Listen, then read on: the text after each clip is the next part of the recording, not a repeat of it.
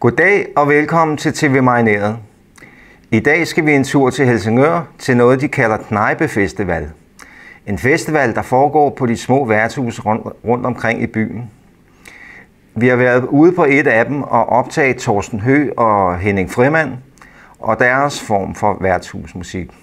Rigtig god aften og hjertelig velkommen alle sammen.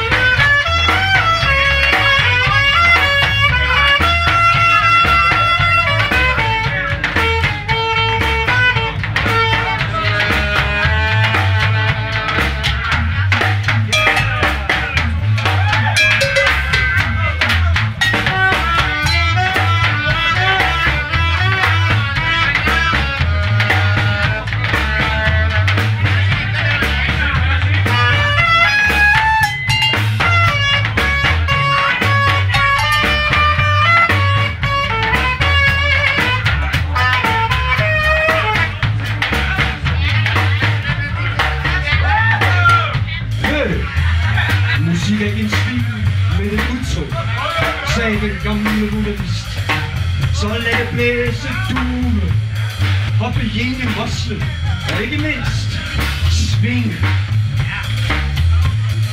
Dit sag er ikke mit sag, mit A er ikke dit A. Og så lad det levitere, repetere, rotere, svine, smyge, sukke, transformere, og ikke mindst transcendere.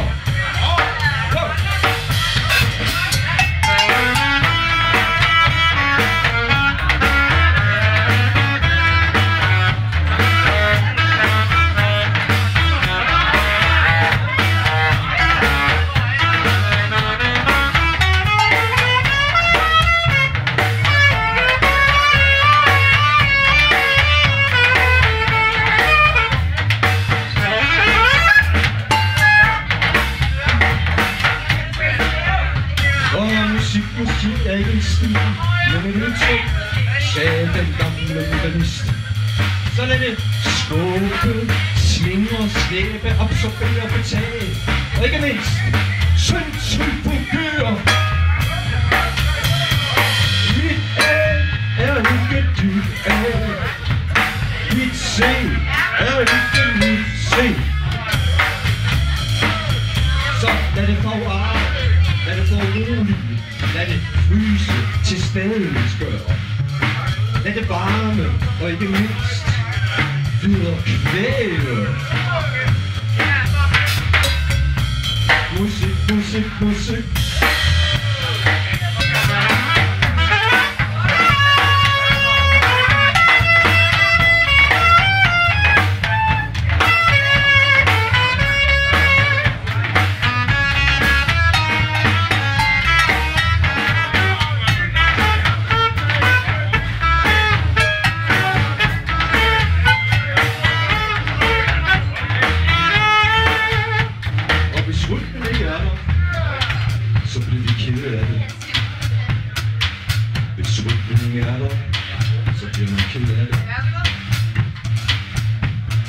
Noget nyt skal op fra enten græsset eller kloakkerne.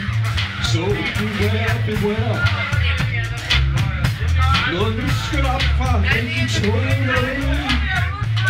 Så beware, beware.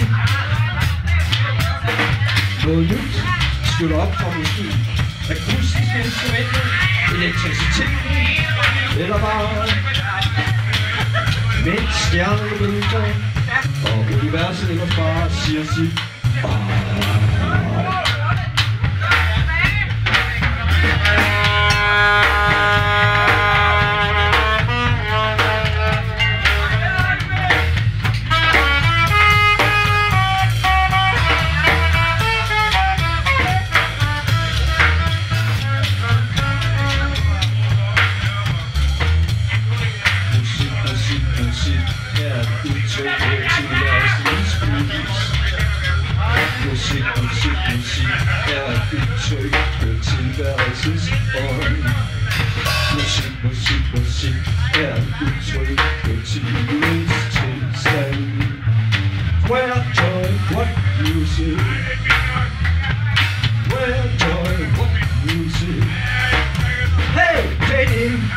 Valdemar, fade out, Valdemar.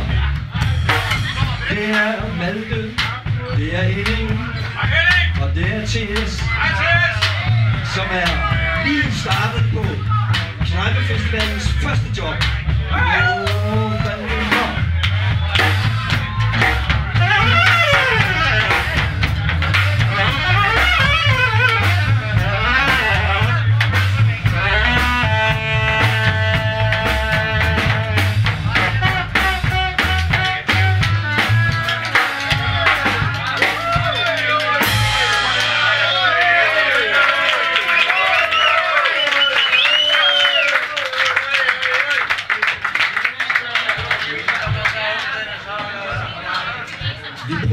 Sidste år, og selvom jeg er kommet her utrolig mange år og øvet og spillet og alt muligt, så har jeg aldrig prøvet en Knejpe-festivals projekt før. Men fordi jeg gjorde det sidste år, så er jeg tryg i år. Der er intet, der kan blive os ud af det. Nu kommer der en ny nationalsang om dette dagen og land. Og det hedder her til lands er snart, her til lands, her til lands er snart, her til lands.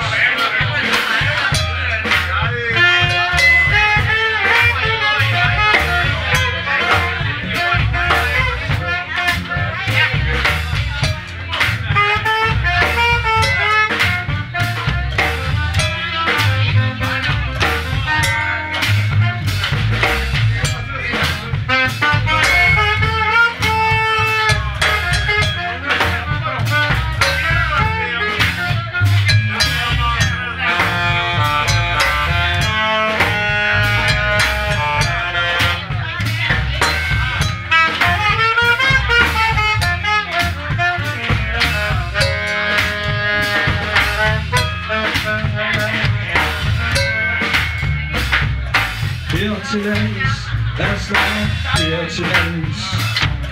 Her til lands er snart, her til lands. Og hvis man bor her i Hamlet City, så tager det jo ikke meget lang tid, før man havner ude i havet. Og her til lands er snart, her til lands. Når vinteren ramler, er sommeren aldrig mere. Til sne sænker rum, kulde fælder træerne. Is takker byer, og en mørkevågne, der husker blodet. Hør til lands er snart, hør til lands. Hør til lands er snart, hør til lands.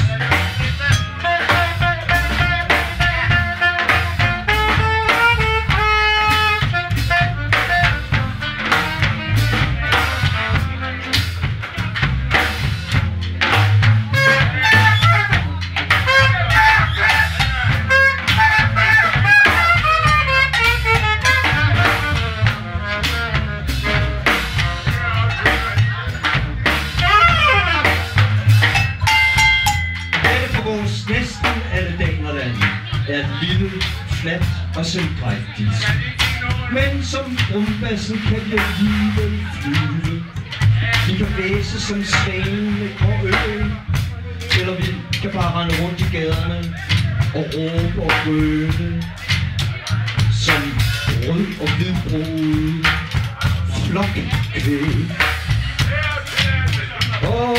Her til lands så snart, her til lands.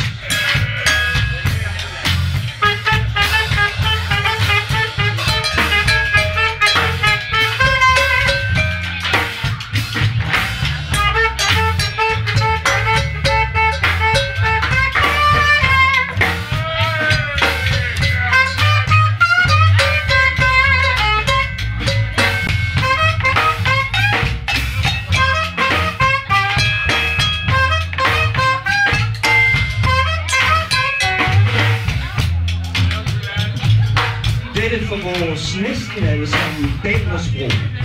Løb på ingen vegne væk, om vi bare vander og plejer det.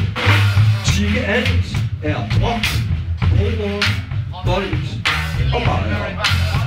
Hun er på stedet Valdemar lige masser af bajer, men ikke noget brok, og ikke nogen broer.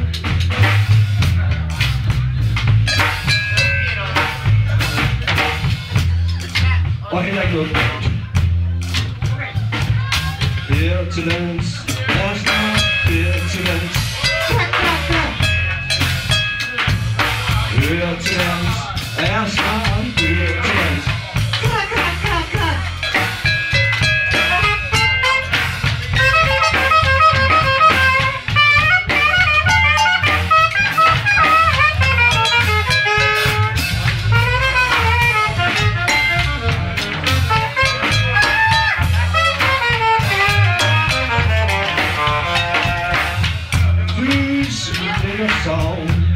Varmen er lige til, alle skyer dækker minder, så vær hermed hilset. Under samme sol i mørket måned, under samme sol i mørket måned. Og mange måneder, når vi igen er sommeren, der kommer billede her i Danerlandet, så det vinteren, der aldrig eksisterer mere. Hør til lands, er snart her til lands. Her til lands, er snart her til lands. Her til lands, er snart her til lands. Her til lands, er snart her til lands.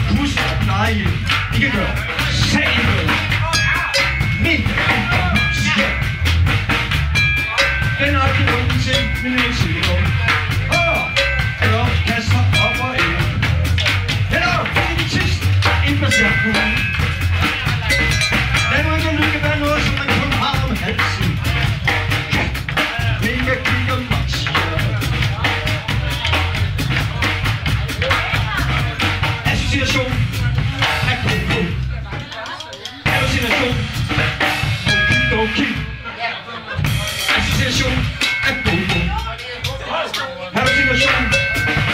Okidoki.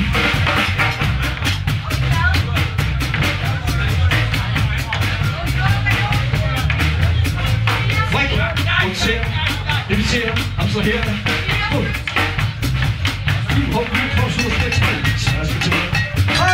Jeg er nødt til at skridt tilbage, jo. Det var tilbage videre. Undskyld, vi solgte altid gå med en saks. Men det er det svar. Det kvævlede selvfølgelig. Helt jo videre. Skæmte det.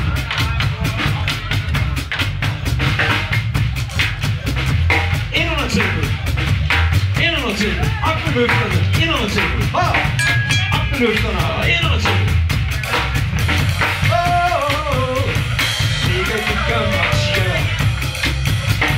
Mega maxia. Association. Association. Association.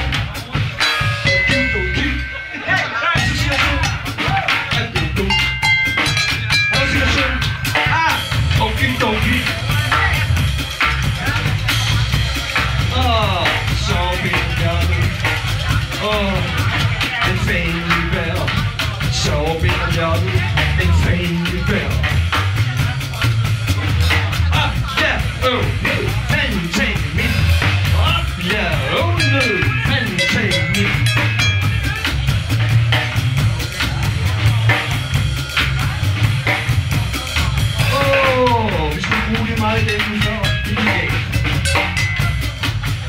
Det tog enormt lang tid for dem at sige nej. Hej, jordklode! Hej, jordklode! Association. Annika. Er der situation?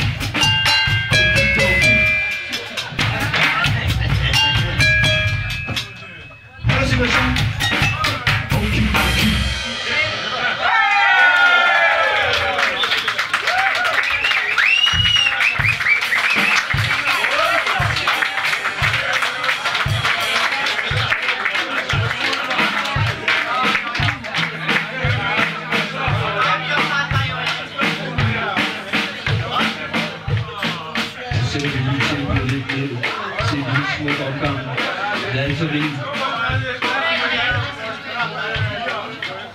Vi spiller til hinanden heroppe, fordi vi kan godt lide at spille.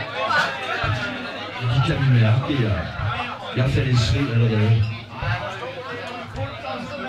Kommer der et stykke, der hedder det eternske øjeblik.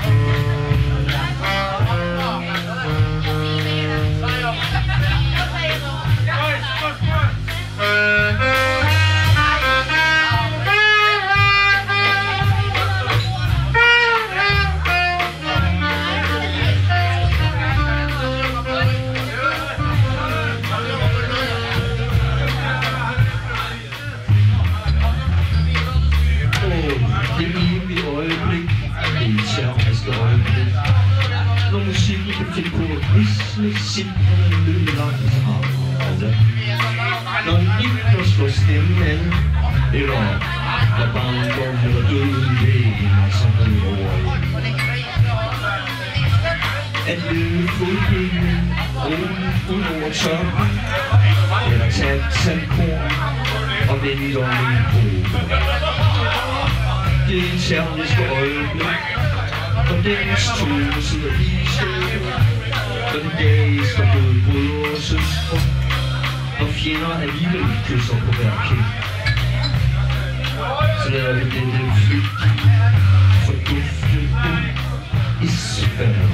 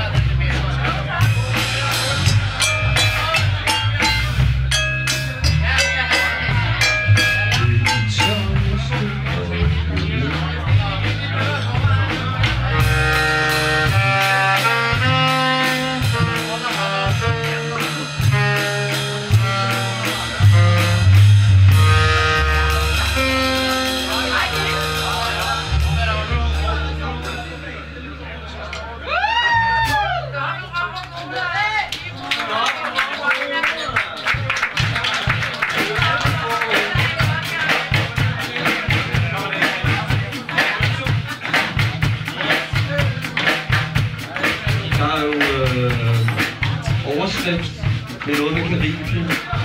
Det forrige Dansk Vestindien, som vi mente, vi ejede. Vi vidste i hvert fald, at vi ejede så meget, at vi kunne sælge det til amerikanerne for 10-20 år siden. Mærkeligt at kunne sælge noget, man ikke ejer. Men lad nu det være. Så vi vil gerne spille noget, der kan ligne. Der er løb. Så...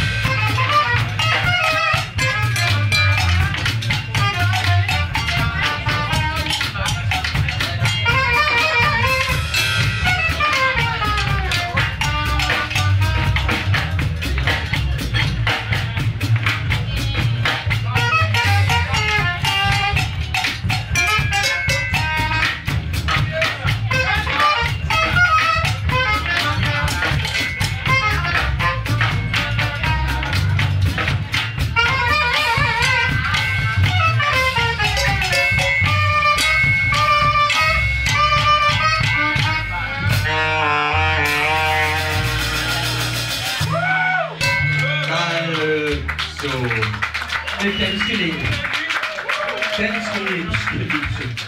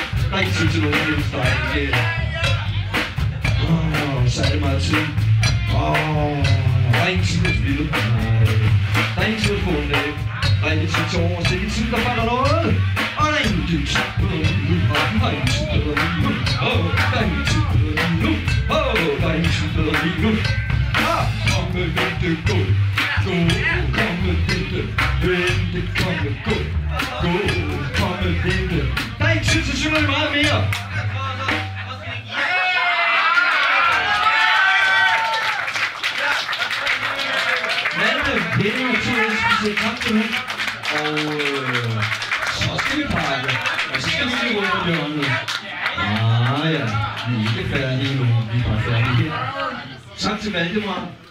What a house. Yeah.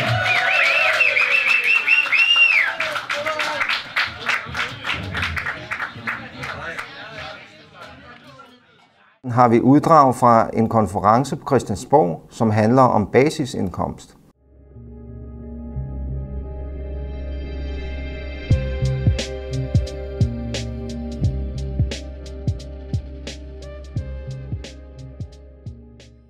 Now we are ready for the questions from, so let's take maybe 3 questions and then let the panel reply. And I hope everyone is short, so we can get a lot of questions done. Yes, thanks for the speeches. I have a question to Nanna and Thomas. Nanna, you gave a description of the history, and Thomas gave a description of the future. Okay. But how are we coming from the history to the future? You gave, it was some sort of paradigm shift. But how is a paradigm shifting? In the 90s in Denmark, we have some leave schemes, different leave schemes. People could get out of the labor market. And maybe in the 90s in Denmark, we could see 2 tracks. There was a workfare track and a basic income. Some scientists had called it a basic income track in the Danish model. but how are you, what sort of brick, what sort of element in the old paradigm shall be new, so we can get to a new paradigm? Have you some proposal for this? To Torsten, I have a question about how are your connection to the Danish trade unions? You are the spokesman for the labor, and what are the trade unions say to your proposal of social benefits without condition? You must have some personal connection. What are they saying to you? We are not supporting it, and we are interested in what are they saying to? Yeah. My name is Rune Wingard. I'm actually also from the alternative. My question is about basic income and regulation of the financial sector. In my mind, if we implement basic income, the people's disposable income will likely go up, but it could very likely be that the banks will just increase their lending by increasing the money supply. People will pay more for their houses, and essentially the government will pay some form of money for implementing basic income, but in time the revenue will go to the financial sector. So in my mind, there has to be a regulation of the financial sector and their opportunity to create money, because otherwise basic income will not really work for the people. And I would like you to give your statement on this thought. Few questions in my mind, especially the sustainability issue. After the redistribution, if the UBI is realized, what will be the inflation? What will be the price control mechanism of the countries, considering the countries who has international engagements? And I have a proposal. I'm talking very quickly because I know that we have limited time. Maybe instead of experimentation, we should use game theory applications here. I mean, we should try to understand what people do after an UBI application. For example, maybe the Nokia company from Finland, maybe they will move to another company, to another country. But maybe after a few years' time, the other country will be affected from Finland, and they will also use the UBI concept. My point is, instead of experimental studies, we should organize a game theory session, maybe 2-3 days, who knows, and we should have parties from different, let's say, the precarious, unemployed people, people who are working, or the company owners. Maybe this group will be a country, and maybe others will be other countries. So it will give a better idea about us regarding the sustainability of the issue in the future. Thank you very much. There were 2 direct questions. Okay, you want to start? Yeah. I can start. First of all, I think that I have a comment to the alternative, because I think that you outline all the problems that we have in the society, prolonging, yes, you mentioned a lot of them, retirement age, new jobs, but also all the problems of the reduction of the number of jobs because of robotization. And I think that why not be a bit courage and take the whole step, because what you propose is reduced working hours and some kind of basic income. As I see it, if you combine these 2 elements, you will have the perfect model for a new society. And you will have a perfect model for a society where people can choose how long and how many hours they want to work, and if they want to have education and probably spend 1 more year in the education system, they can also choose that. So many of the problems you mentioned could be solved by these 2 simple agendas. Then I also want to say something about the questions by Erik. I think that we actually discussed also the future. We were not concrete in the sense that we propose specific elements, but I think that an universal basic income could be implemented by what we had these three different kinds of leave systems.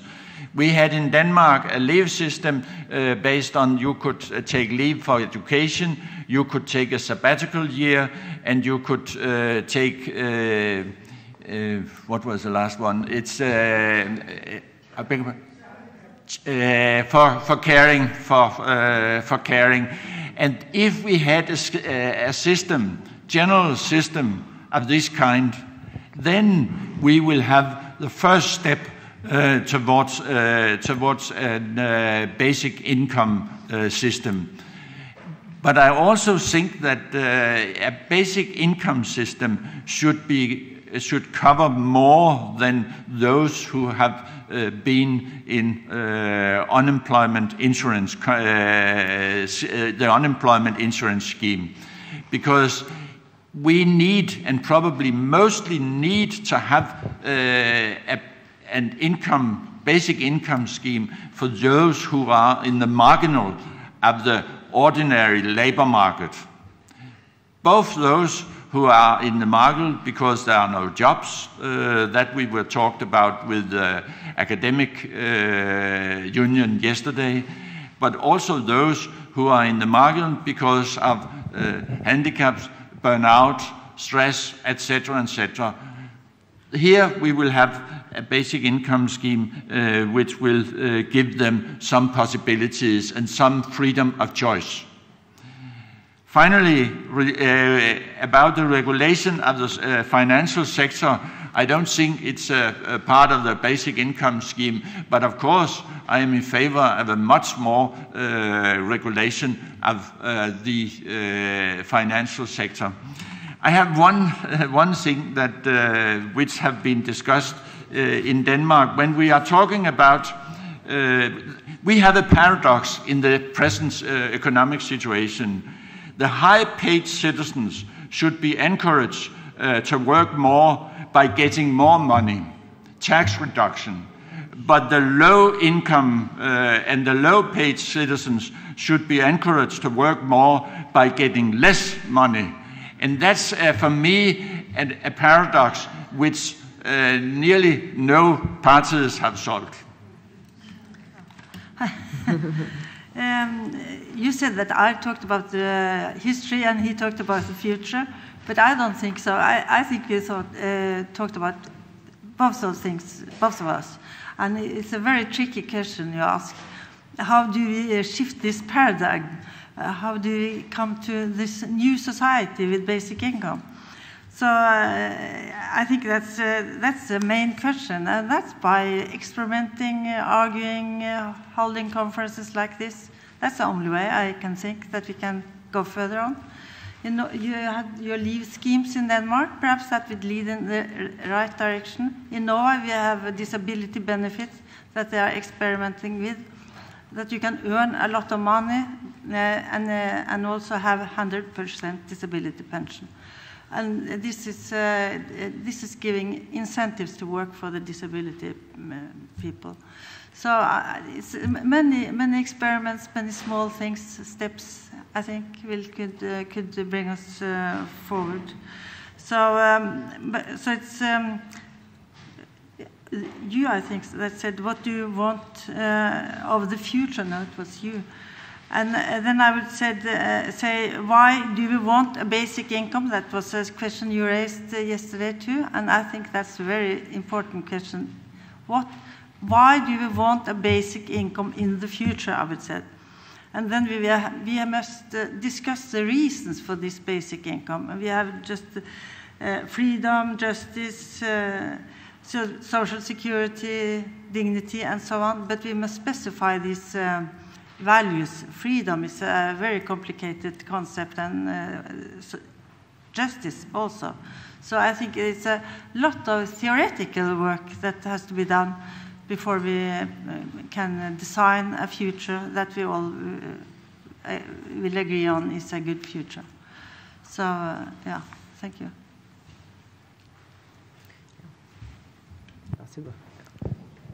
Thank you. I can only make the answer about how we see that. So how do we change the paradigm and get into the post-neoliberal society? And we think it's about investing in people. All the way around, we see it is investing in people, in education, in good life. And that is the best investment we can make. And also we have to find out what is going to replace some of the meaning and the values in the life of the Western atheist when it's not based so much on a high level of material spending. What are we going to do instead? About the trade unions. The talks we have with the trade unions are very delicate, and there are not many of them yet. In Denmark, the trade unions are not one face you talk to. It's many, many different trade unions, strong trade unions with very many different opinions. So I will not here say what one of them said, like they all mean that. We're very humble in those negotiations because we find the trade unions a very, very important partner, not only in talking about basic income, but also talking about welfare and social benefits without requirements and force. But, as we talked about yesterday, Erik, wouldn't it be fantastic if the trade unions saw it as their new task to ensure these things for the whole society? They would have the strength and they would have the experience. So that's what I hope. But we can do a lot of things without asking the trade unions, because we want to start with social benefits without requirements and force, kontanthjælp uden modkrav, and that's all the money paid by the state. So we will start experimenting anyway. Okay, I will ask the shortest question ever. What are examples of favorable macro developments that will move us away from more control in social welfare? We heard about negative ones. Help us to think about positive macro developments that reduce control? I've got 3 points. One sort of generic, but addressed first to Nanna. I think it's very important that we regard the reconceptualizing of work and the whole vocabulary of progressive thinking has to be rethought. Where every basic income supporter should make a pledge never to use the word work when they mean labor. And always keep the distinction there, because that is a trap, a neoliberal trap. We believe in work, promoting work, but we don't mind if labor is reduced. We can develop that, and I've done that in the Precariat Charter. The second thing is a warning to Thorsten.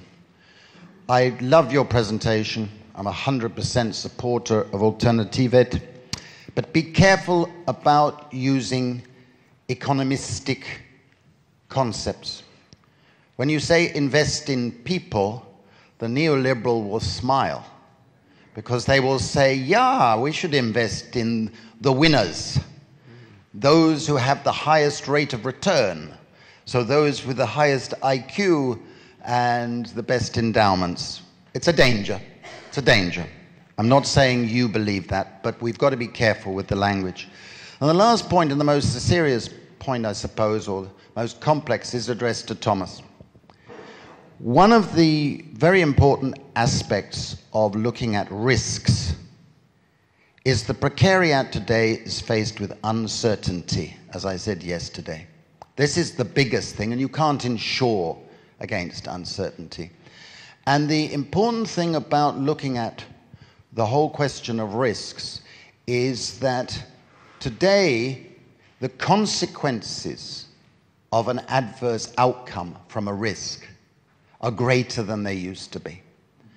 And it's a lack of resilience in the institutions of our society that compound that acceleration of loss of rights and loss of citizenship. And I think this whole debate about resilience, strengthening resilience, and anti-fragility is a very important part of how we see basic income, because a basic income would give people greater resilience. That's my point. It's actually to all three of you, because Nanna mentioned that there's still a lot of theoretical work to be done within this basic income, understanding the concept. And Thorsten mentioned that there'll be challenges down the road that we will have to face. And I was just wondering if you could kind of tell us what are the main challenges that you see. And I'm not thinking about the challenges of convincing people, but the challenge within the intrinsic challenge of the idea or the concept of UBI. What is the challenge that presents to us? Actually, I think you all three of them, at least Nanna did see something that we still need to study, and Torsten saw some challenges that will come up, and we will have to learn to deal with them. And maybe also Thomas has if you could be the devil's advocate for a second. And this is to Torsten too, and maybe it's prolonging your question, I don't really know, but my question is, how do you hesitate? You say that you will, that maybe it'll come in the future, but what is the real reason why you are hesitating to take it on your program? Because it fits so beautifully with every point of program in that nice program you have already made. And it's not only what we have heard here, Thomas saying everything, but it's also the time bank and the cultural politics and of course sharing the jobs and time for money, and especially giving the citizens the chance to expose her own potential and all these beautiful words. What is the reason that you hesitate? Okay, can you just please take short replies on this? And yes. 2 minutes. First of all, thank you very much for all the comments, and I think it's very important to have this discussion. But I want to emphasize two things. I have completely agree with Guy standing about don't use the word investment in people, because the most prominent theory about change of the welfare system is a social investment strategy, which has been the third way by Giddens, and it has failed completely in many countries and had made a lot of inequality in other countries. That's one thing. To the question about what has to be done, I think that a discussion and change of perception of what is work. It's much more than labor. It's much broader to discuss work. It's work with ordinary paid work. It's unpaid work. It's care work. It's many different kinds of activities in the local society, in the extended family, etc., etc. And that's very important to specify what we mean with that if we want to have a proper discussion of basic income. Because basic income could be the lever for precisely a more broad and better understanding of work. And then I relate it to the lifestyle discussion, because we need to change our lifestyle. We need to change our perception of how many hours we need to work, etc. And the whole ecological discussion is also part of it. And we also have to include in the discussion of a progressive basic income scheme, which could easily fit into the ecological paradigm. Yeah. And I don't think, no, I think I will stop here. First, thank you to Gejl for stressing that it's very important what language we build around this. The difference between work and labor is so important. I fall in because my English is not so good. It's not so easy in Danish because we don't have the same words. But I like that we keep this conversation in English because then we can make a good linguistic in English supporting this thing. Another thing is investing in people. We have to take care about those neoliberal terms, but sometimes we can reframe them. Sometimes we can reframe them and take them and make them ours and use them positive. I don't know if we can do that with investment. Maybe we have to find something else. I'm thinking about it. Then you're asking us, why don't we take the full step? And let me say like that, I feel a large pressure of taking the full step. There's many people who are convinced about basic income among our followers and our supporters.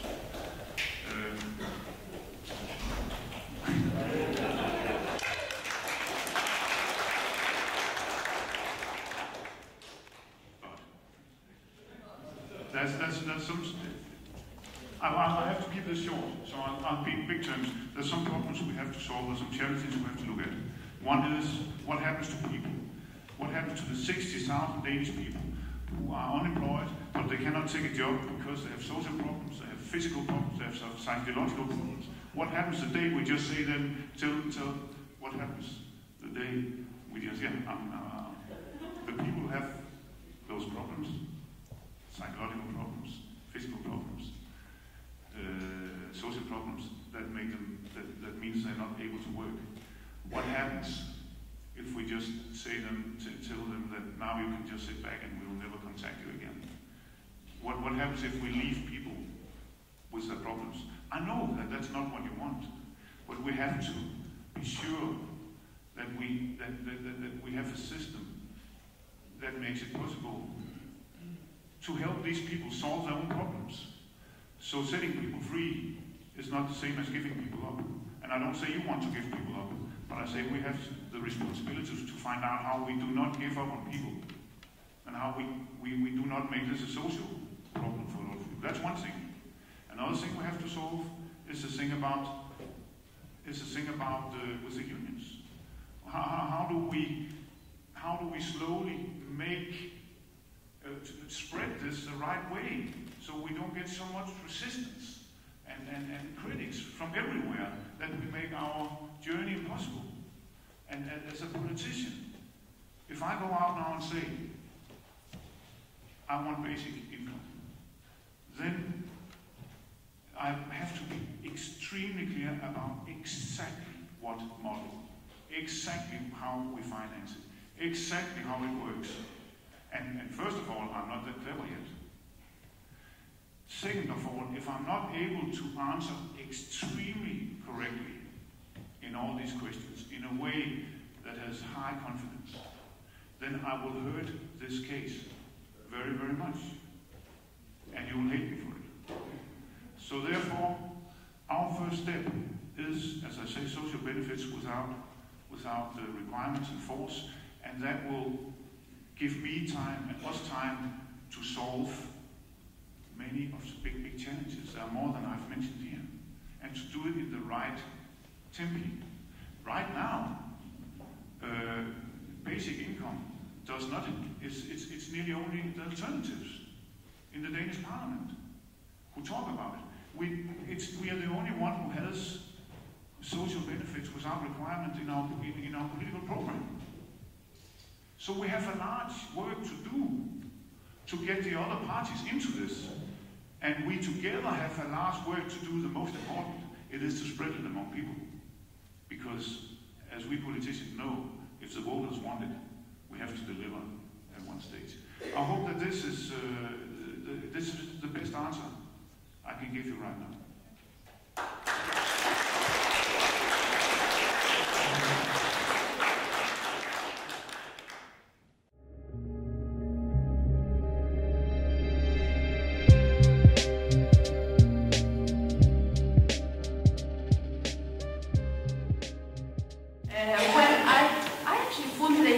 question myself, unconditional basic income in a nation obsessed with labor, how do we break the taboo and find ways forward? And I look forward to finding out the question and sorting this out in my own mind. But I became increasingly frustrated. It is very difficult. What's wrong with Sweden? What's wrong with Swedes, especially the elite? Why is there such an irrational, almost religious obsession with labor, not work, labor, as the one source of all good in life? Well, I'll try to give you some history of what I think, very briefly, and some description of the situation today, and the good things that we do see too. It's not all gloomy and dark, some light in the tunnel, and then finally some suggestions and some hope for how we can move on. So please, next slide. Well, for those of you who can read Swedish, Arbetslinjen. My frustration began there. I spoke with scholars and people who do know these areas way better than I do. How do you translate Arbetslinjen to English? I didn't get a good answer. Well, work first principle, that was in the National Encyclopedia. Workfare, laborism, even workerism, all those have been suggested, but none of them fully describe what it means. It's a concept that is, I think, very Swedish. You may object if it exists somewhere else. Well, basically, it is a principle that emphasizes measures that primarily attempt to give the unemployed jobs instead of assistance in the form of allowance. And it has been around for about 100 years. And the term itself began to be used as early as in the 1920s. And there are different aspects to it. I mean, the labor movement, they originally said that, okay, there's the right to work and to have benefits when you cannot work for some reason. So there was a right aspect, but also reciprocity. You have to do your duty. That was also very much cornerstone or a pillar of the labor movement. But there were also, of course, from the opposition there, on the other side, a very strong emphasis on duty, control, and discipline. And this has changed over time. Right now, it has been the main theme of the moderate party, the conservatives or the neoliberals. They're very right-wing, but the neoliberal fraction is dominant, as in most parties, I'm afraid. They won the elections in 2006. And their main idea was to lower taxes for low and middle-income earners. But of course, they lowered taxes most for those who earn the most. They wanted to reduce allowance and benefits and increase focus on reducing exclusion. However you define that, tell the word utanförskap in Swedish, being outside, excluded. So they screwed up, what to say, they increased the repressive and moralistic and paternalistic being of the Arbetslinjen. And unfortunately, I think that it hasn't changed so much with the red-green minority government that we have now, as I would have wanted. I come back to this. Okay, next slide, please. So, where will we find political courage and open minds in Sweden? Because, as in any other nation, we need to rethink welfare systems and labor politics. I don't need to repeat what has been said here, you know why. Okay, next slide. Well, not here, not in the Social Democratic Party. You know the logo? It says the Party of the Future. Not there. And not in the New Workers' Party, the moderates. You know, they hijacked the concept of being a workers' party. It says Sweden's Worker Party. That was a big thing when they won the election in 2006. And why? What has happened to the Social Democrats? I think that's a key issue, key question. I guess that there's always been a paternalistic tradition. I mean, not to diminish at all the historic achievements Social Democratic movement and party has done, the labor movement and the Social Democratic Party. I mean, they've built the welfare state, but there are also darker sides of it. It is very paternalistic, perhaps more so than in other Nordic countries, I don't really know. Well, you remember the 30s, the social engineering, we got everything like this. And it settled and ossified when the Social Democrats were in power for more than 40 years, which is world record. I think it's 44 years, except a few months in the 30s. 44 years, that's a world record in government in a democratic state. And they ossified, they began as an emancipatory project, but they became just a power and administration apparatus. And well, I guess it's a good example of this process that Jean-Paul Sartre described. So I think that's part of the movement, and also they have narrowed the scope and narrowed the thinking. And of course they were hijacked by new liberals in the 1980s, like so many other social democratic parties. I don't need to say more than Tony Blair we had it in Sweden. And of course the self-proclaimed New Workers' Party, right-wing moderates, I mean they're right-wing, and they have their idea. It should hurt being sick or unemployed. It shouldn't be nice. Thus you can control the people who are still employed. Sorry, did I speak too low? Oh, sorry. Yes, it should hurt. I'm too far away from the microphone. Sorry. No. Okay. Do you hear me now? Oh, good. Thank you for telling me. Well, the right-wing parties, obviously, they wanted to hurt, to be unemployed, so you can discipline everyone like that. And as I say, and sometimes it's like a fantasy world. All jobs are good, no matter if you build weapons or do something that's completely unnecessary. As long as you're paid for it, it's by definition good. And like the Social Democrat Prime Minister, there's an app with a wake-up call, and when he says go to work, you can't even make fun of it. It's too extreme.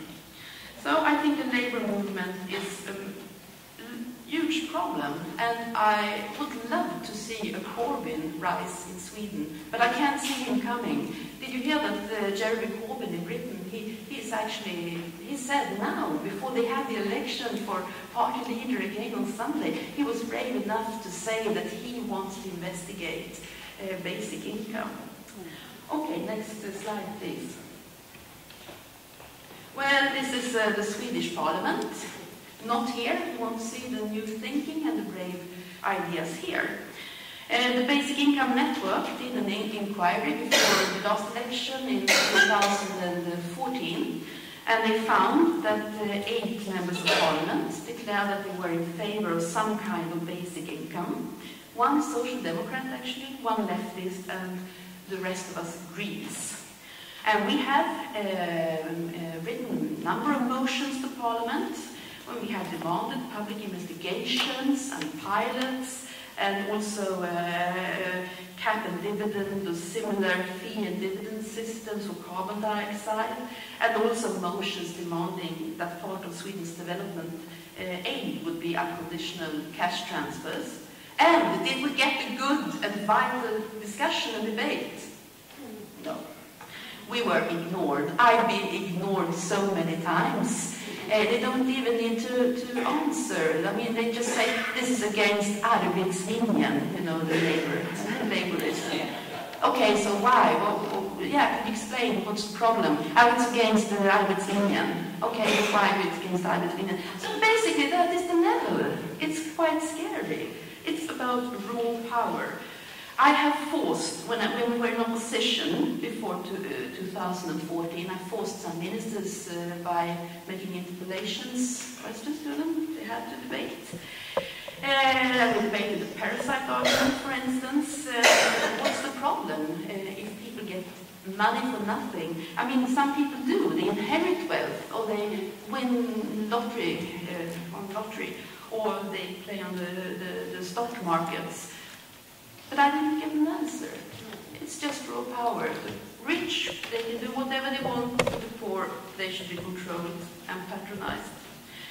There was also interesting about the sabbatical year that the Greens actually pushed for, and in earlier governments we had it between 2005 and 2006, and then it was abolished very quickly. We negotiated with the Social Democrats at the time, and it was very popular, very successful, and it is a form of basic income, although limited to maximum 1 year. It was abolished right away by the right-wing government in 2006. Although in Finland it's made permanent, the similar construction is made permanent.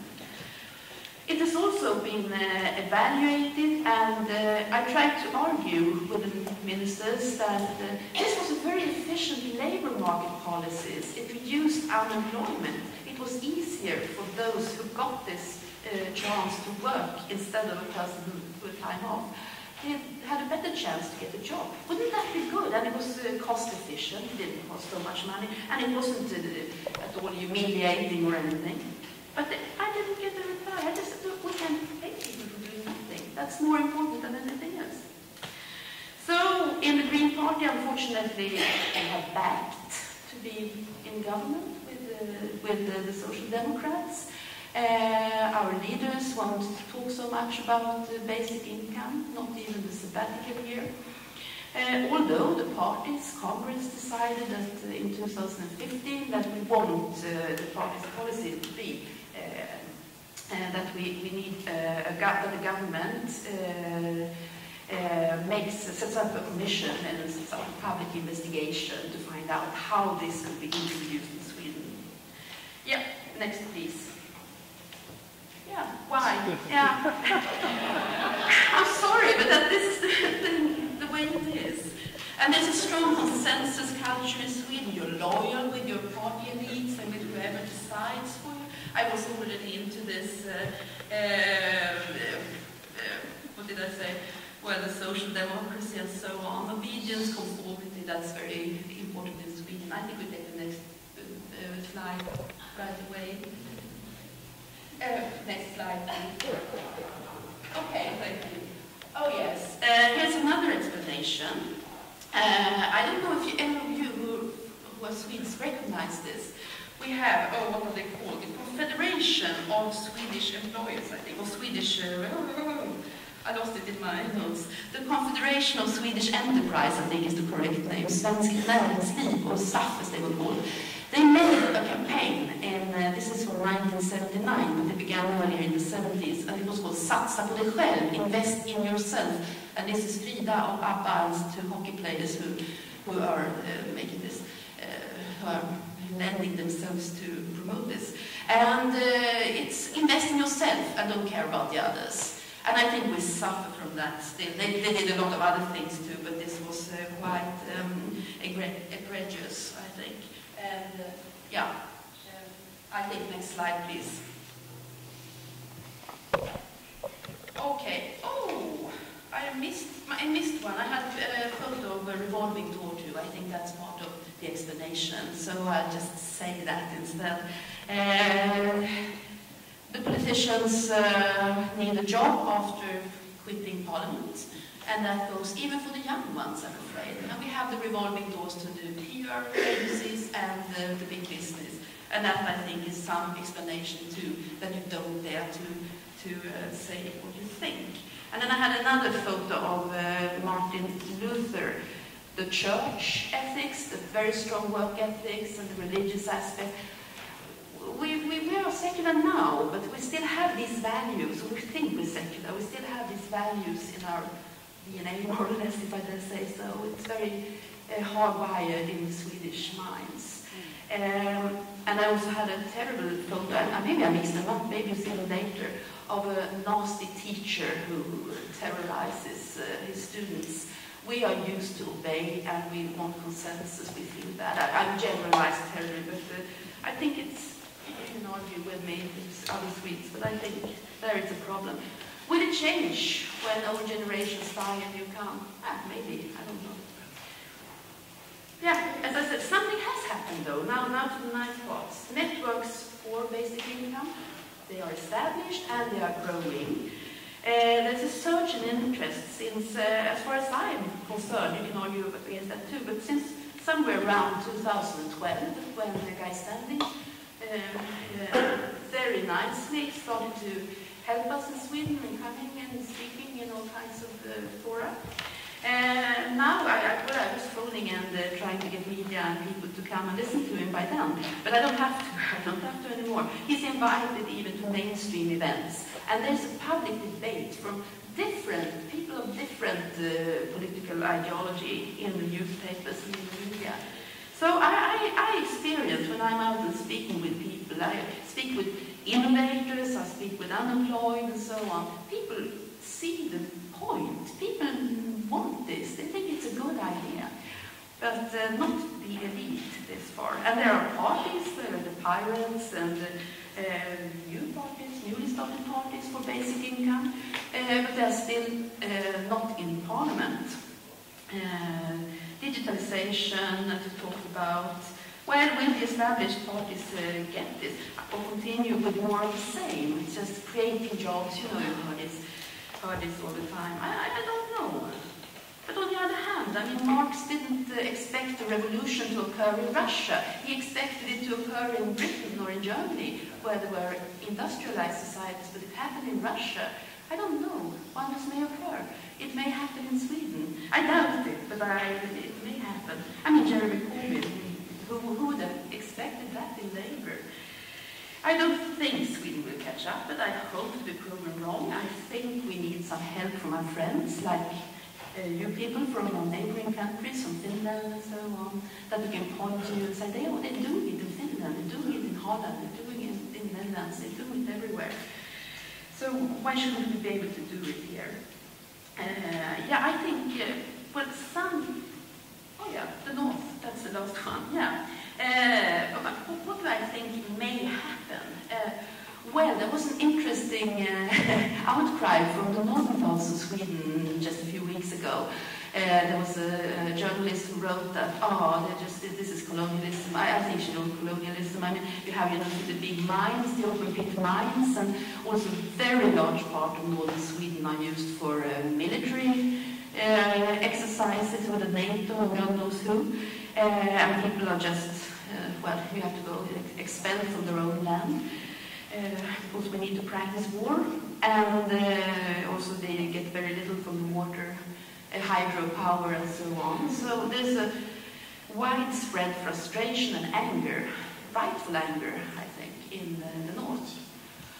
Would they be able to rise? I mean, she actually wrote, this journalist, that we should do Scotland, we should demand independence, this has gone too far, we want to get rid of Stockholm. I think it actually was made as a provocation, but it was interesting because the reaction was quite strong. I don't think they will try to break loose, but maybe they would organize in the north. I don't know, there are some embryos of it, that they would organize and demand their rights. And I think one thing that might be feasible to break the ice and break the through in Sweden could be some kind of fee and dividend system, some kind of Alaskan permanent fund system, or carbon dioxide tax that would be refunded to people. Because then you wouldn't take something from the rich. You would, like, invent something. Okay, you would take something from the mining companies, which, I mean, we basically give away our minerals in Sweden. It's shameful, embarrassing. It's actually it's 2 per million that they pay of the value of the minerals they dig up. And just half of it goes to the state, and then we pay infrastructure and we clean up and everything. I mean, it's shameful to tell it. But maybe that would be a way of getting through. I don't know. I'm quite optimistic there, but it will require a lot of popular education and a lot of popular organization, which is tricky because I think we are so damaged. We are so damaged by this invest in yourself campaigns and the like, this neoliberal infestation that has caused individuals and society so much harm.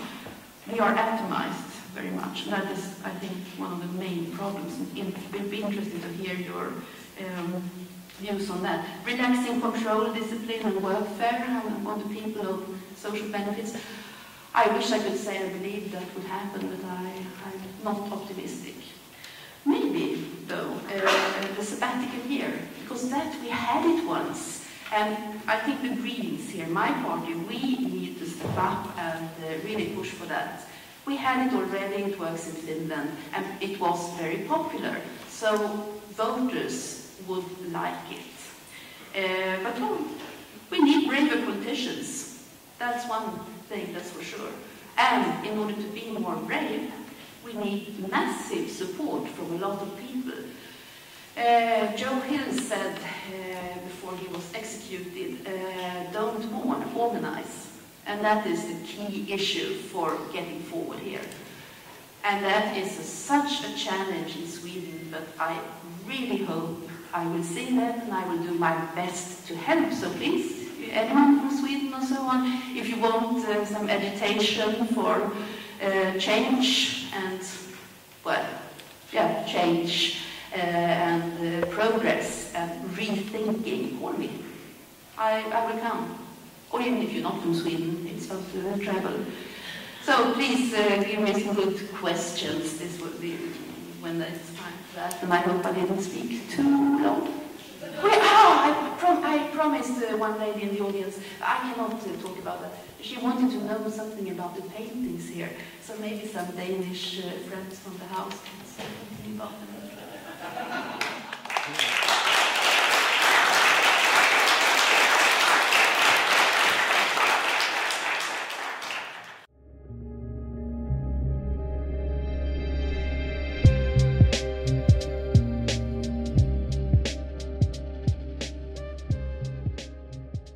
Thank you very much, and thank you very much for the opportunity to speak about this interesting topic. I've listened carefully and with great interest to all the other speakers. Unfortunately, I could not be here yesterday, but I hope I have an almost precise impression of what is going on in this room.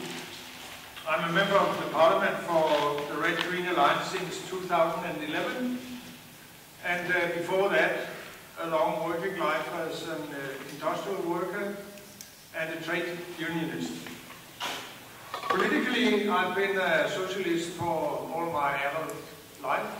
I consider myself as a Marxist, and I must say that during my long working life, representing industrial workers, the main points in Marxist view about the capitalist society has been confirmed in all details.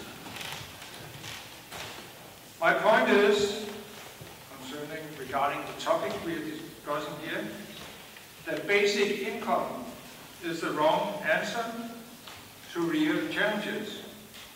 First of all, because implementation of the principles in basic income in a capitalist society will contribute to a weakening of the working class. And from a socialist point of view, I think you know that this would be unacceptable, because the working class, in our perspective, has the potential to expel the root of our problems, capitalism. Let's look at some of the most important challenges. And I think that will be a common base and a common experience that we are discussing from this. First, the labor market has been and is even more brutalized, producing sick and disabled workers, excluding people who are not able to work 100% or more, and blocking the way in for young people. The same effect has the implementation of robots and other investments in new technology, which diminish the need for living labor. Second, The growth in part-time work and precarious work in almost all sectors of the labor market, from construction and cleaning sector to the IT and academic jobs. Corresponding to this, we see a decrease in collective bargaining and union membership in many branches. Third, the destruction of the welfare state with so-called reforms that leave unemployed, sick and disabled people with very little or no income, and at the same time putting a tremendous pressure on these people by forcing them into the labor market functioning as cheap labor force. The real intention of these reforms is to put a pressure on wages by destroying social security and distributing wealth from the poor to the rich. That is the core of the neoliberal strategy to getting capitalism out of this crisis.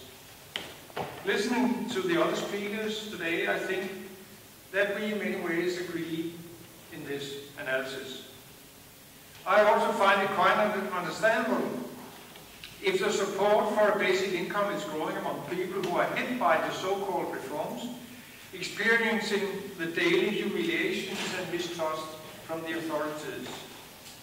There is a growing demand not only among these people but in the population as a whole, a growing demand for more social security, and especially for the sick and disabled people, a demand for peace to recover when you are hit by the effects of the labor market, peace to get a good life.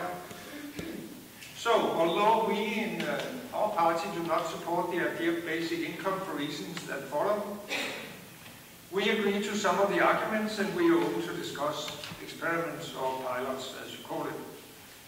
We agree that we have to fight against the unjust control and sanction regime over the people on the edge or outside the labor market, and the fight against bureaucracy in the municipalities' administration of the labor market policy, which do not help but harm the unemployed and sick people and often take them even further away from the labor market. As a socialist and a trade unionist, I fought this bureaucratic and inhuman system all my life because it's a threat to human dignity for each individual and because it's a threat to solidarity among workers. Then, what is wrong about the basic income model? The problem is not that it costs a lot of money. The problem is not that people would get lazy and stop working. We don't believe in that philosophy. The problem is that implementing a basic income in a capitalist economy will weaken the working class towards the capitalist, and it will, in practice, not in purpose, but in practice, support the neoliberal forces who try to break down the welfare state. To make my point clear, I will discuss it concretely by commenting on two models. The one by Samfundstanken, called UBI Now, and the one from our colleagues in Parliament, Alternative. The proposal of UBI Now is that every adult person, with or without a job, rich or poor, will get an amount every month from the state at between 18,000 up to 25,000 Danish kroner a month. You might know that 18,000 kroner is quite close to the highest unemployment benefit, dagpenge as we call it in Danish, and to the førtidspension, kind of early retirement pension, which is reserved for people who cannot work due to sickness or disability. Samfundstanken openly declared that the purpose of this proposal is to pave the way for a drastic lowering of the wages and secure an explosive increase in profits and wealth of the company owners. They expect the wages to be reduced by 40 to 80%. The philosophy behind this is that the drastic lowering of wages will promote export from Denmark and thereby getting more wealth in total to Denmark. Some of you might have heard all this before. It's the same arguments as the liberal parties in Denmark are advocating. The concept is totally unacceptable. I agree that the effect will be a drastic reduction in wages on the whole labor market. It will set collective bargaining and collective agreements out of function. It will lead to an explosive growth in the employer's share of the surplus value, that is the profit, and consequently strengthen the power position of the capitalist against workers. In general, it will lead to an immense growth in equality. Nevertheless, the argument is quite the opposite, but that will be the factual effect of introducing this model. Samfundstanken compares their proposal with the Hartz reforms in Germany, and that is a fair comparison. Because although the UBI now means a much better level for the income, I realize that, than the Grundsicherung in the Hartz reform, it is the same principle. The state, that is the taxpayers and who pays the taxes, the working class, support the wage for each worker with the inevitable consequence that the wages will sink. That was the effect of the Hartz reforms. Through these reforms, Germany became European champion in wage dumping, exporting the crisis of the German industry to other European countries and their workers, especially Greece and other southern European countries. And UBI now in Denmark will have the same effect until the moment where the other countries take up the competition, with the result that once again the workers have to pay the price by lowering wages. We need solidarity among workers in Denmark and in the world, and due to struggle to better wages and working conditions, we need not more competition, not even if the competition is supported by the state by paying half of the wage. In specific cases, we agree in state support for wages. For instance, we in Denmark have a model which is called løntilskud to get unemployed people into work.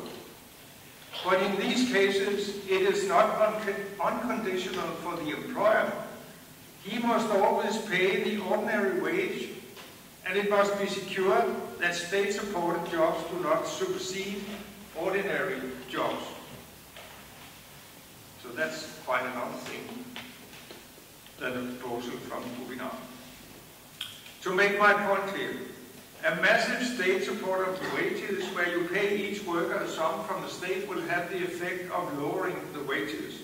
The higher the support from the state is, the lower will the wages be. This system will undermine collective bargaining and trade union movement as such. I could also make it very simple. The idea of basic income is that the workers, through their taxes, pay half of their wages themselves.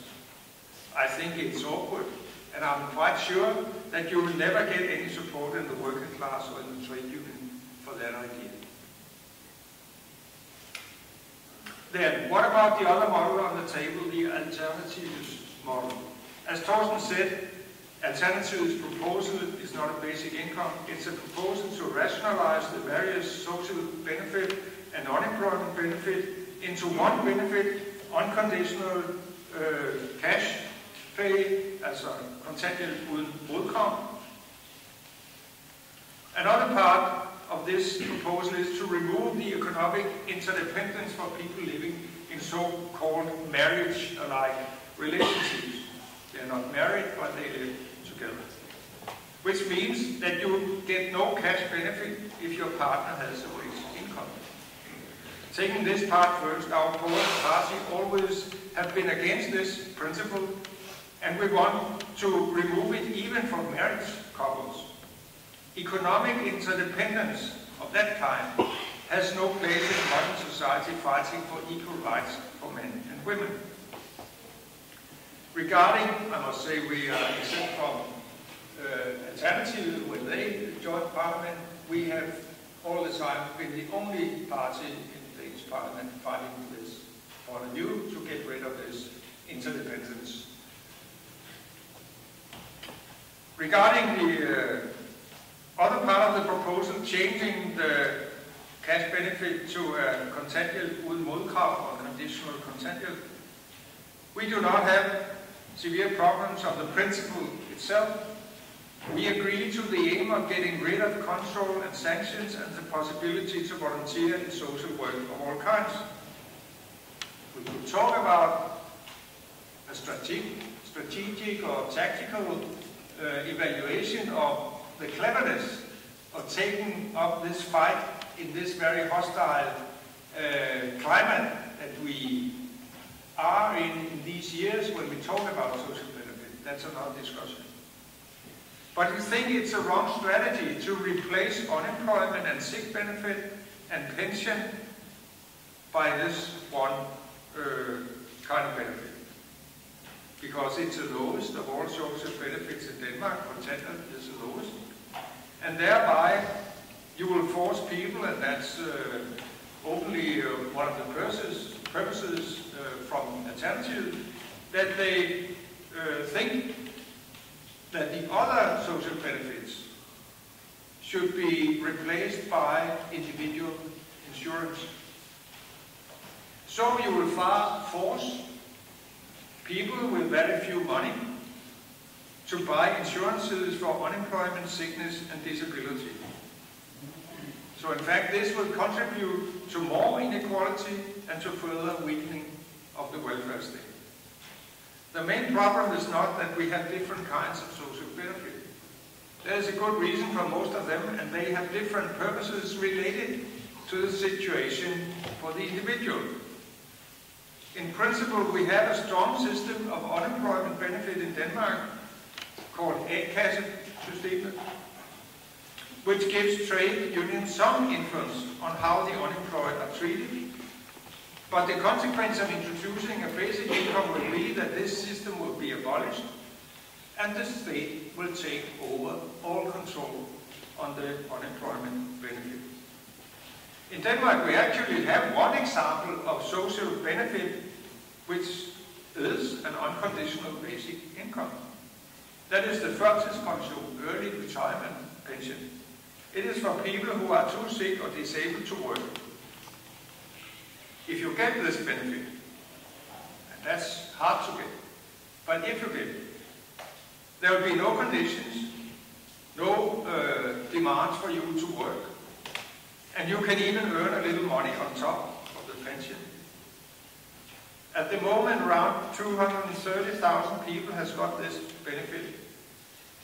I think it would be a backlash to replace this benefit by an unconditional kontanthjælp and asking sick people to insure themselves to keep a decent living standard.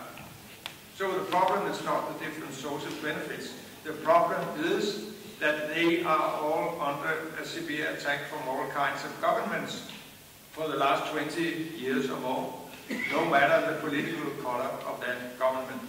Even social democratic governments participated in reducing and attacking social security in this country. And each of these social benefits has been reformed in a way that has made it much more difficult to be entitled to get them. At the same time, the economic value of each benefit has been decreased, and consequently we'll see a dramatic growth in the number of really poor people in Denmark. In this situation, we think that the right strategy will be to defend the different social benefits against these attacks and try to mobilize people and trade unions around that.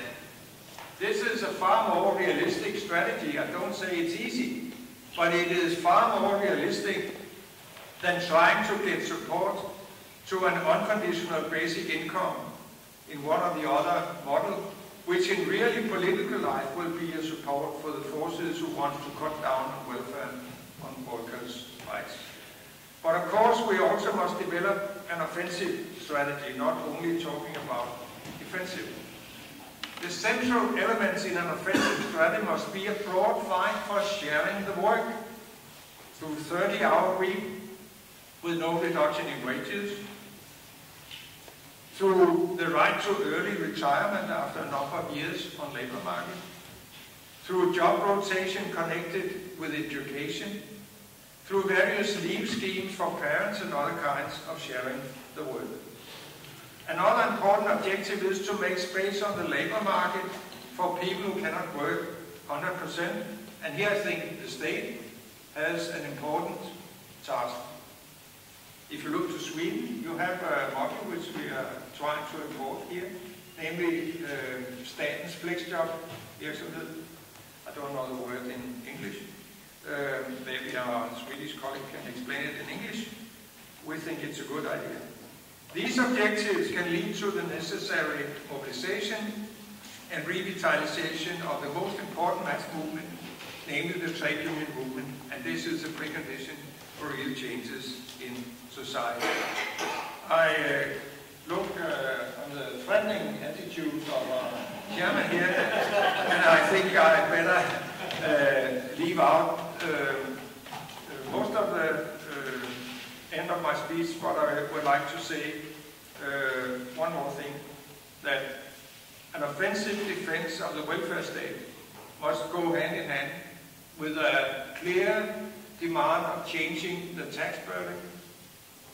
It must be a clear objective to secure that the 10% richest of this population and the big companies contribute much more to tax paying.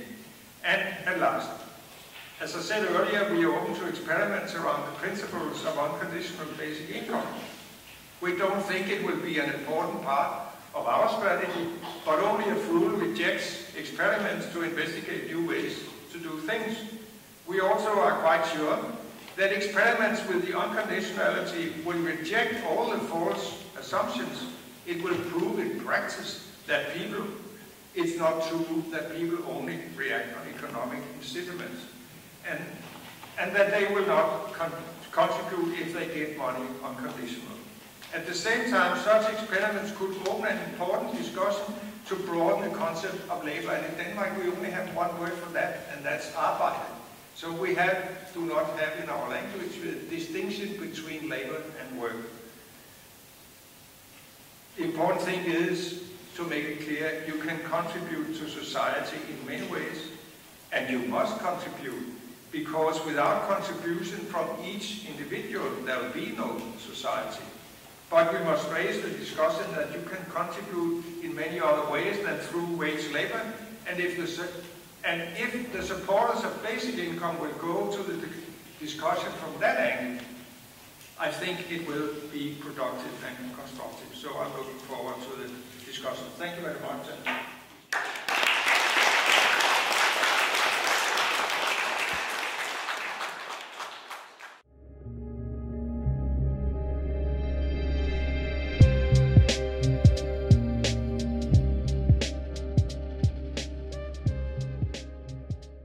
First of all, I'll say that I enjoy very much working with Sørensen, and he's from the Enhedslisten. I don't know what you say in English.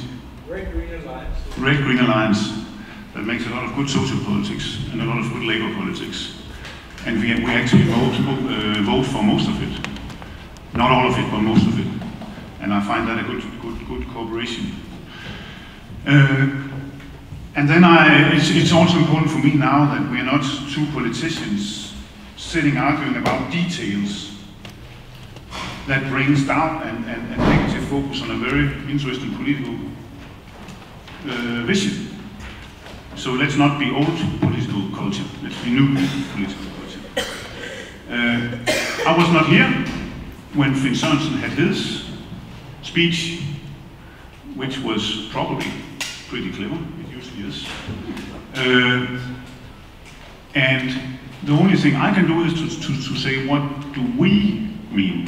What is it in the alternative political program?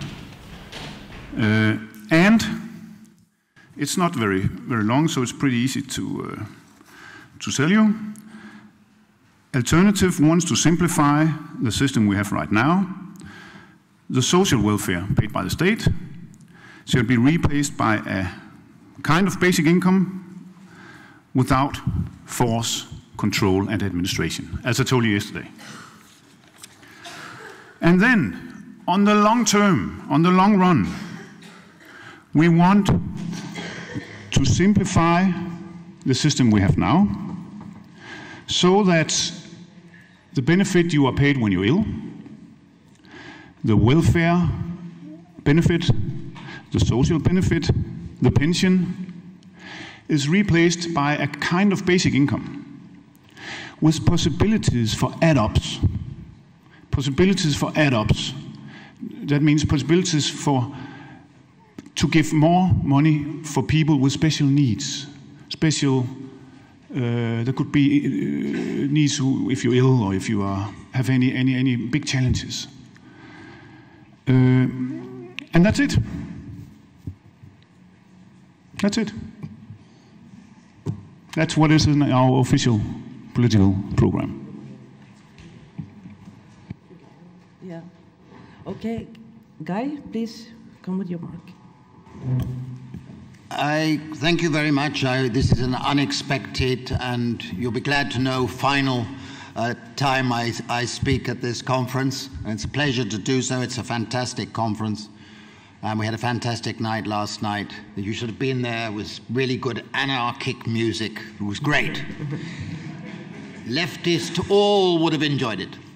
Let me just say that I think old-style socialists have got to move into the 21st century. The old industrial capitalism model generated institutions and regulations and social protection systems that were roughly appropriate for responding to industrial capitalism. We are in a period of global capitalism in which rentier capitalism has grown relative to old-style capitalism. And what this means is that in every country of the world for which we have data, the share of national income going to wages has been going down for 30 years. And it has gone down in countries where they have strong trade unions, and it has gone down in countries that have weak trade unions. The second point I want to make is that I address dozens and dozens of meetings of the precariat in various countries, including Denmark. And if there's one way that I can improve the incomes of the local bar owners, it's to start talking about trade unions. Because people make a rush for the bar to buy some drinks. Now, I'm a supporter of unions because I think we all need collective bodies.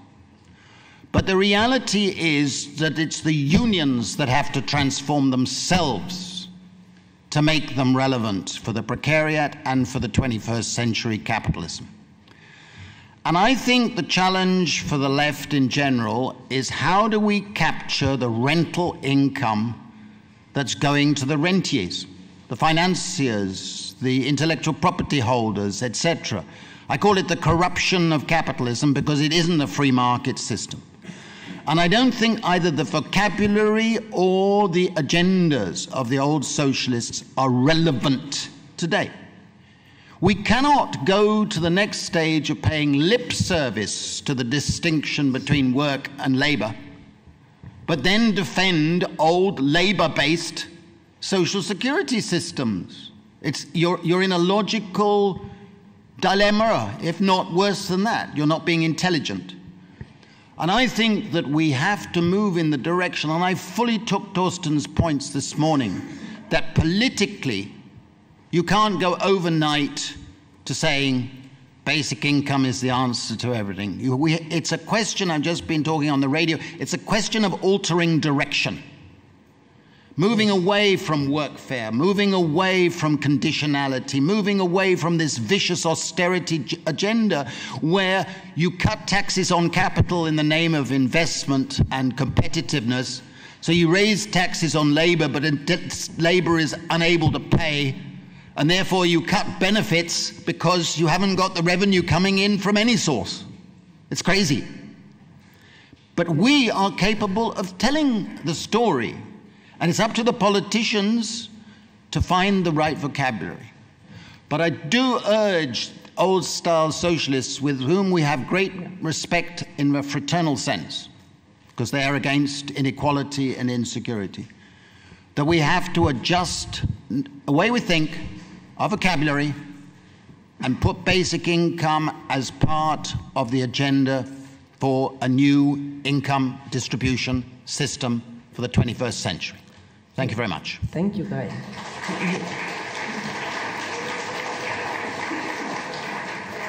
And now we must let Sørensen reply to the comments. To Gejl's standing, I would say two things. I totally agree with you when you say the trade union movement, especially in the Western countries, United States, and especially in Western Europe, they have to think all over again what their objectives are and how do they work. And when you mention the breakup in the labor market with precariat and all that, I agree with you, and it was one of the challenges I tried to highlight that we face. So I agree with you, and maybe I'm an old school socialist, but this is not a new point of view for me. All my life as a trade unionist, I have criticized those parts of the labor movement who said that when people are out of job, then they are not our business anymore. And when they are out of the A-kasse, especially, they are not our business. It's the most dangerous split in the working class that we have faced through the last 20, 30 years. It started when I was a young industrial worker, and it has even got worse throughout the years. And I think that's when we look upon the situation in Denmark, with all these attacks on social benefits, and especially on the lowest, the kontanthjælp, that's a main task for left-wing, old-school socialists in trade unions to take up this fight, because it is, in the end, on the bottom line, it's a matter of unity in the working class. And if we don't have that, we cannot defend ourselves or get a better condition or even a better society. The other thing you're talking about is you explained that the reason for cutting down on social benefits is a matter of how to finance it. I do not agree on that. The reason for cutting down on social benefits, there are two purposes from the politicians who advocate this. One is to get money to change the tax burden so you can pay tax reliefs for the well-offs, for the 10% richest. And it has recently been documented here in Denmark by AE, Arbejderbevægelsens Erhvervsråd, how the 10% richest in Denmark for the last 15 years had been, in Danish, forgyldt. I don't know the English word for that. Showered with gold, yes. So that's one purpose, not the most important. The most important purpose for this control sanction regime that we have in labor market policy, and for lowering social benefits and restricting the right to get to them, to be entitled to have them, it is a matter of breaking down the unity in the working class. Because if you are lost when you are unemployed and sick and disabled, then you will be eager to get every job for any price. That's one thing. That's what happens for the people who are outside. But for the people who are inside, they are terrified about the situation they will get into if they get unemployed and lose their job. And that's the most important reason for cutting down on social benefits. If any worker is terrified to lose his job, then the solidarity has hard vilkår, what do they say? Hard conditions, and the employers are strong. It's as simple as that. That's the real purpose of when they're talking about cutting down on social benefits. Excuse my English. I'm not as good as improvising in a political discussion, and maybe some of it is not precise enough. Sorry. Thank you. And now we will let the Thorsten Gejl reply, short reply, before we stop this and continue the program. Yeah. Well, I have not much to say. I've told you exactly what is in the political program, and that is what it's here, and I've been writing it, part of it myself. The thing I would say is that what is most interesting about the Red-Green Party is not what divides us, but what connects us at the moment in this issue here. And when I hear Finn talking about that you also think it's interesting finding out how we do not force people and control people, I find that very positive, because that is a very important, that respect for people, for the individual, is a very strong thing, and we have that in common. So I hope that this is the beginning of a way to see what can we get out of this enormous interests we have in Denmark for benefits without requirement and for basic income. So it's an invitation to see, could this, and you don't have to answer that now at all, could this be a way for the unions to come in and have something to say about all those money the states will pay? Because I think it's right. It would be the dream scenario for me that the unions also had something to say about the rights and the amount of money that people that get their money from the states are paid.